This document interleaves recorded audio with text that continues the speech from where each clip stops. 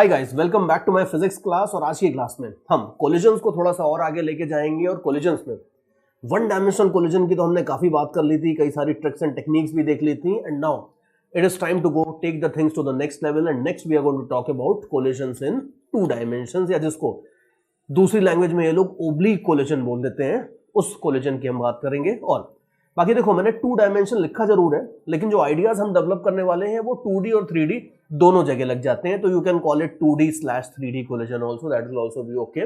Now let us see कि 2D collision के क्या प्रिंसिपल्स होते हैं, किस तरीके से प्रॉब्लम्स को हैंडल किया जाता है। देखो, 2D collision is going to be a little more complicated than 1D collision, obviously, because you might remember कि काइनेमेटिक्स में भी हमने वन डायमेंशनल काइनेमेटिक्स देखी थी, तब तक तो बिल्कुल 9th स्टैंडर्ड वाली बात चल रही थी।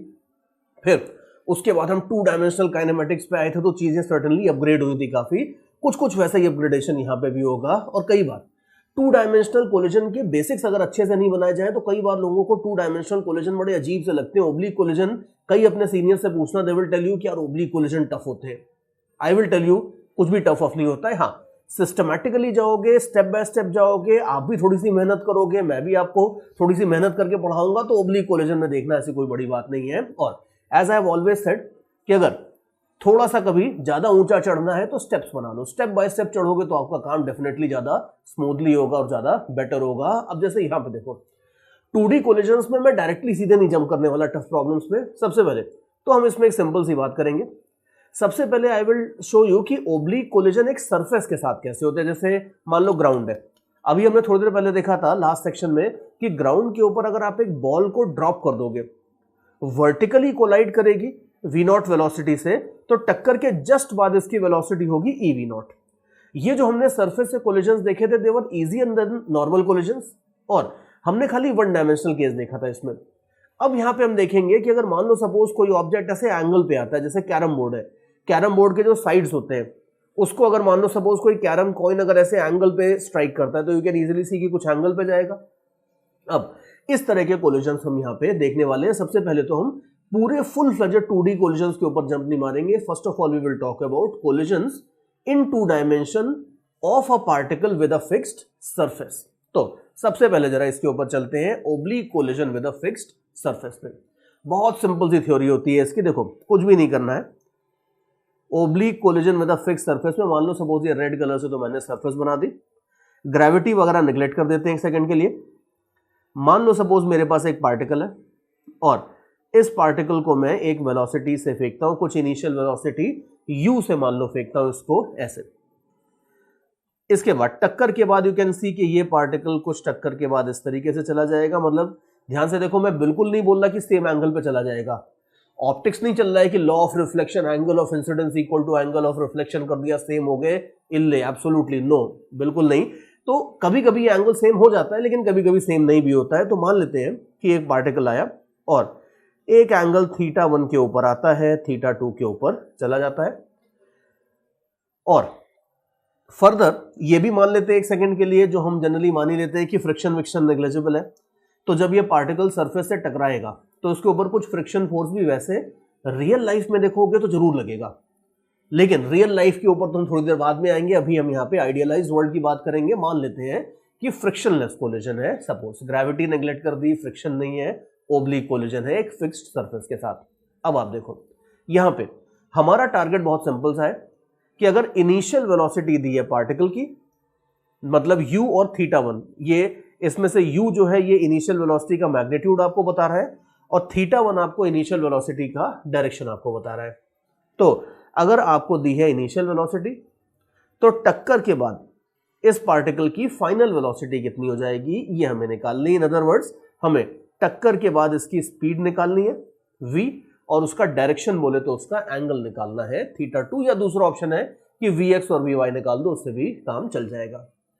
क्या करेंगे, किस तरीके से प्रॉब्लम को अप्रोच करेंगे, देखते हैं। देखो, सबसे पहला काम तो एक करते हैं कि जो इनिशियल वेलोसिटी थी उसको x और y डायरेक्शन में रिजॉल्व कर लेते हैं एक सेकंड के लिए। सी इनिशियल वेलोसिटी को आप रिजॉल्व कर लो। अब जैसे अगर आपको यहाँ पे एंगल θ1 ही दिया है, तो आप ये बोल सकते हो कि जो y कंपोनेंट है वो हो जाएगा आपका u cos θ1। ठीक है, ये आपका हो गया इनिशियल वेलोसिटी का y कंपोनेंट एक तरीके से, और एक्स कंपोनेंट अगर देखोगे तो ये हो जाएगा u sin थीटा 1। सबसे पहला काम तो ये करो कि पार्टिकल की इनिशियल वेलोसिटी को, इनिशियल वेलोसिटी से हमारा मतलब होता है टक्कर के जस्ट पहले जो वेलोसिटी थी, इसको रिजॉल्व कर लो एक्स और वाई डायरेक्शन में। एक्स एक्सिस ध्यान से देखना कि हमने सरफेस के पैरेलल लिए और वाई एक्सिस हमने सरफेस के परपेंडिकुलर लिए। पहला काम तो ये स्टेप नंबर 1। स्टेप नंबर 2, आप ये ऑब्जर्व करो कि सरफेस फ्रिक्शनलेस है। तो आप कहोगे सर इसमें ऑब्जर्व करने वाली क्या बात है, ये तो पता ही है, इसमें क्या खास बात हो। इसमें देखो बहुत खास बात है इसमें। तो जब पार्टिकल सरफेस से टकराएगा तो सरफेस इसके ऊपर कौन कौन से फोर्स लगा सकती है। कोई भी सरफेस किसी भी ऑब्जेक्ट के ऊपर दो तरह के फोर्स लगाती है, एक नॉर्मल रिएक्शन और दूसरा फ्रिक्शन। तो वैसे अगर आप देखो कि एक सेकंड के लिए अगर मान लो पॉसिबिलिटीज देखते हैं, तो सरफेस अपने पार्टिकल के ऊपर नॉर्मल रिएक्शन और फ्रिक्शन दो फोर्स लगा सकती है, जिसमें से इस पर्टिकुलर सिनेरियो में फ्रिक्शन 0 है। दैट मीन्स जब होगी टक्कर तब ये सरफेस अपने पार्टिकल के ऊपर सिर्फ y डायरेक्शन में कोई फोर्स लगाएगी, x डायरेक्शन में पार्टिकल के ऊपर लगने वाला फोर्स बिल्कुल 100% 0 होगा। नाउ नोट वेरी केयरफुली कि ये हम पहले देख चुके हैं कि किसी सरफेस के साथ अगर पार्टिकल कोलाइड करता है तो ऐसा नहीं है कि हम पार्टिकल प्लस सरफेस को सिस्टम मान के उसका लीनियर मोमेंटम कंजर्व कर देते हैं। हमें अच्छे से पता है कि लीनियर मोमेंटम किसी सरफेस के साथ कोलिजन वाली प्रॉब्लम से कंजर्व होता ही नहीं है। हमने अभी तक जो प्रॉब्लम करी थी उसमें हम ई के सहारे अपना प्रॉब्लम सॉल्व कर लेते थे।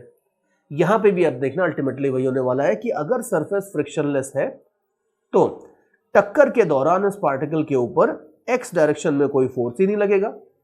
अब अगर एक्स डायरेक्शन में कोई फोर्स नहीं लग रहा है तो इसका मतलब है कि एक्स डायरेक्शन में कोई एक्सेलरेशन नहीं होगा।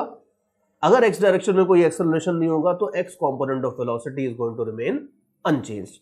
तो यू कैन सी कि ये वाली जो वेलोसिटी है ये आपकी अनचेंज रहने वाली है। तो मैं इसको जरा मार्क कर देता हूं। टक्कर के जस्ट बाद पार्टिकल की वेलोसिटी का जो एक्स कंपोनेंट होगा वो इनिशियल वेलोसिटी इन एक्स डायरेक्शन के बराबर ही होगा। तो ये हमारे पास एक बहुत बढ़िया चीज लग गई है कि एक्स कंपोनेंट ऑफ वेलोसिटी तो चेंज ही नहीं होता है। और बाकी अब आप देख लो वाई डायरेक्शन में, वाई डायरेक्शन में आप देखो टक्कर के बाद वाई डायरेक्शन में जो वेलोसिटी होगी वो हमें निकालनी है।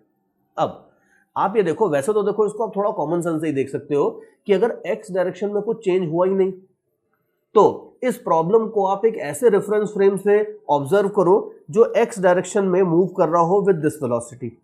अगर ये लाइट ग्रीन वाले रेफरेंस फ्रेम से अगर आप सिस्टम को ऑब्जर्व करते हो तो ये पार्टिकल का एक्स डायरेक्शन में कोई वेलोसिटी न था ना होगा। इस रेफरेंस फ्रेम से अगर आप देखोगे तो पार्टिकल सीधा आया और सीधा चला गया। और अगर सीधा आया और सीधा चला गया वाली सिचुएशन होती है तो यार इसका आंसर तो हमारे पास ऑलरेडी है। हमें पता है कि इस केस में जो फाइनल वेलोसिटी होती है वो e टाइम्स इनिशियल वेलोसिटी हो जाती है। तो ये सबसे सिंपल और सबसे बढ़िया तरीका है ऑब्जर्व करने का। And I am pretty sure that you also must be smiling right now because जबरदस्त तरीका है ये। 2 डायमेंशनल कोलिजन की प्रॉब्लम सीधे 1 डायमेंशनल कोलिजन की प्रॉब्लम बन जाती है अगर आप इसको एक ऐसे रेफरेंस फ्रेम से ऑब्जर्व कर लो जो इसी वेलोसिटी से एक्स डायरेक्शन में जा रहा है। बिकॉज यू कैन सी कि ये वाली वेलोसिटी तो कंजर्व ही होगी और इस रेफरेंस फ्रेम से देखोगे तो वेलोसिटी का जो टक्कर के बाद y कंपोनेंट होगा वो सिंपली e टाइम्स हो जाएगा, बात खत्म। और बाकी इंपल्स मोमेंटम थ्योरम वगैरह लगा के निकालना चाहो तो उससे भी निकल आएगा, कोई बड़ी बात नहीं है। बट इतनी सिंपल सीधी सी तरीके से ये चीज निकल आती है तो हम इसी को फॉलो करेंगे। और जरूरी नहीं है कि ये सरफेस ऐसे हॉरिजॉन्टली हो। अगर हम टक्कर के जस्ट पहले और टक्कर के जस्ट बाद वाली वेलोसिटीज को कंसीडर कर रहे हैं, सी यहां पे मैंने ये डिस्टेंस थोड़ा सा दिखा दिया है in order to just show everything clearly, लेकिन ये ध्यान रखना कि ये सारी वेलोसिटी थी टक्कर के जस्ट पहले और ये सब थी टक्कर के जस्ट बाद। तो अगर ग्रेविटी कंसीडर भी कर लोगे तो भी कोई फर्क नहीं पड़ेगा बिकॉज टक्कर के जस्ट बाद अगर ये कॉम्पोनेंट्स है वेलोसिटी के तो इनकी वजह से पार्टिकल आगे चलेगा और उसके बाद ग्रेविटी इसको बेंड करती जाएगी अपनी तरफ से, तो कोई प्रॉब्लम नहीं है। आप उसके लिए प्रोजेक्टाइल मोशन के आइडियाज लगा दोगे। तो एज सच जो रिजल्ट हमने डिराइव किया है ये जरूरी नहीं है कि हॉरिजॉन्टल सरफेस के लिए हो, ये वर्टिकल सरफेस के लिए भी चल सकता है, इंक्लाइंड सरफेस के लिए भी चल सकता है। इनफैक्ट मैं तो ये बोलता हूं कर्व सरफेस के लिए भी चलेगा। सी मान लो सपोज मेरे पास कोई भी ऐसी कर्व सरफेस है, इसके ऊपर एक पार्टिकल आता है, इस पॉइंट पे टकराता है, जिस पॉइंट पे पार्टिकल टकरा रहा है उस पॉइंट के ऊपर मैं एक नॉर्मल बना देता हूं और नॉर्मल के साथ साथ अब मैं एक टेंजेंट भी बना देता हूं। अब आप देखो जो रिजल्ट हमने ऊपर निकाला था उसी को हम बड़े बढ़िया तरीके से जनरलाइज करने वाले हैं। सी, मान लो एक पार्टिकल आता है और ये ग्रीन वाले पॉइंट के ऊपर इस कर्व सरफेस से टकराता है। कर्व सरफेस का बस एक खास बात है कि भाई ये फ्रिक्शनलेस है। अब टक्कर के जस्ट पहले अगर आप देखो तो मान लेते हैं कि इसकी वेलोसिटी का सरफेस के पैरेलल वाला जो कंपोनेंट है वो है समथिंग। अब ध्यान से देखो कि मैं इसे एक्स कंपोनेंट नहीं बोल रहा हूं, बिकॉज अब हम एक्स वाई से थोड़ा सा और ऊपर उठ चुके हैं। तो टक्कर के जस्ट पहले इस पार्टिकल की वेलोसिटी को दो पार्ट में रिजॉल्व कर लो। एक कंपोनेंट सरफेस के पैरेलल रखो जैसा मैंने दिखाया, और दूसरा आप सरफेस के परपेंडिकुलर रखो ऐसे। जो अब हमारी थ्योरी सिंपली ये कहती है कि अगर सरफेस फ्रिक्शनलेस है तो वेलोसिटी का जो पैरेलल कंपोनेंट है उस डायरेक्शन में कोई फोर्स ही नहीं लगाएगा, वो अनचेंज रहने वाला है। So if I draw it by a different colour you will see कि टक्कर के जस्ट बाद अगर आप देखते हो तो इसकी वेलोसिटी का पैरेलल कंपोनेंट इनिशियल वेलोसिटी के पैरेलल कंपोनेंट के बराबर ही होगा, अर्थात सेम रहेगा। और परपेंडिकुलर कंपोनेंट अगर आप देखोगे तो ये सिंपली ई टाइम्स हो जाएगा, डायरेक्शन में रिवर्स हो जाएगा और मैग्नीट्यूड में ई टाइम्स हो जाएगा। तो ये हो जाएगा आपका ई टाइम्स यू परपेंडिकुलर, ये बात है। तो ये जो नीचे वाली फिगर मैंने दिखाई है ये वाली, ये इंपॉर्टेंट है बिकॉज ये अल्टीमेटली कंक्लूजन है, और ये कंक्लूजन बहुत सिंपल सा है। आपको ज्यादा कुछ करना ही नहीं है, मोमेंटम कंजर्वेशन ये वो बड़ी बड़ी इधर उधर की इक्वेशन कुछ नहीं लगानी है। सिंपल सी बात है कि किसी भी सरफेस से पार्टिकल टकरा के जाता है तो अगर सरफेस फ्रिक्शनलेस है तो उसकी वेलोसिटी का सरफेस के पैरेलल कंपोनेंट सेम रहेगा और परपेंडिकुलर कंपोनेंट डायरेक्शन में रिवर्स हो जाएगा और मैग्नीट्यूड में ई टाइम्स हो जाएगा। ये बात है। अब आप में से कई बच्चों के दिमाग में आ रहा होगा सर बार बार आप बोल रहे हो अगर सरफेस फ्रिक्शनलेस है, अगर सरफेस फ्रिक्शनलेस है, लेकिन मान लो अगर सरफेस में फ्रिक्शन हुआ तो क्या होगा, देखेंगे वो भी। इसीलिए मैं बोल रहा था कि हम स्टेप बाय स्टेप चलेंगे। Collisions can be very interesting. हम आगे चल के बिल्कुल लास्ट में जब आएंगे तो मैं एडवांस प्लस वाले सेक्शन में आपको जरूर बताऊंगा कि अगर फ्रिक्शन होगा तो क्या करते हैं। उसमें फ्रिक्शन की इंपल्स वगैरह लेनी होती है, काफी कुछ होता है उसमें, लेकिन वो थोड़ी सी ज्यादा कॉम्प्लिकेटेड चीज है, उसके ऊपर हम लास्ट में बिल्कुल आएंगे। लेकिन अभी शुरू में हम बिल्कुल अभी फर्स्ट फ्लोर के ऊपर क्या ग्राउंड फ्लोर पे अभी है 2D कोलिजन्स में, और अभी हम धीरे धीरे स्टेप बाय स्टेप चलेंगे। तो जब तक मैं दोबारा इस फ्रिक्शन को लेके नहीं आता हूं तब तक सारे के सारे इन कोलिजन्स में आप मान के चलना कि ये सारे के सारे कोलिजन्स फ्रिक्शनलेस है। मैं बार बार बोलूंगा नहीं फ्रिक्शनलेस है, लेकिन आप मान लेना कि फ्रिक्शनलेस है। अगर जहां पे फ्रिक्शन होगा वहां पे हम स्पेसिफिकली मेंशन करेंगे कि भाई फ्रिक्शन है। तो चलो कमिंग बैक, ये जो रिजल्ट है ये रिजल्ट हमारा कोर रिजल्ट है।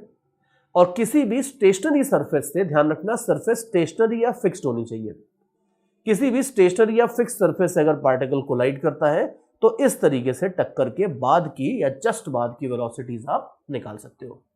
बाकी एग्जांपल्स देखते हैं इसके। सी, एग्जांपल्स में आप देखो सबसे पहले तो ये आइडिया देखते हैं कि अगर मान लो सपोज मेरे पास एक प्रोजेक्टाइल है और प्रोजेक्टाइल को, या एक बॉल है, मान लो, चलो बड़े बड़े वर्ड्स नहीं यूज करता हूं, मान लो सिंपली एक बॉल है और मैंने बॉल को लिया और एक बड़ा हॉरिजॉन्टल सा ग्राउंड है मेरे पास, लंबा चौड़ा बड़ा सा, मैंने बॉल को ऊपर लिया और फेंक दिया। अब आपको पता है कि बॉल कई बार बाउंस करके अल्टीमेटली आगे बढ़ती है। हमने प्रोजेक्टाइल मोशन में तो ये देखा था कि अगर हमें इस प्रोजेक्टाइल की इनिशियल वेलोसिटी पता है और एंगल ऑफ प्रोजेक्शन पता है तो हमें ये सब निकालना आता है कि ये यहां से यहां तक जाने में टाइम कितना लेगा, मैक्सिमम हाइट कितनी अटेन करेगा, रेंज कितनी होगी, ये सब निकालना हमें अच्छे से आता है। ठीक है, लेकिन अब हम थोड़ा सा और आगे जाएंगे।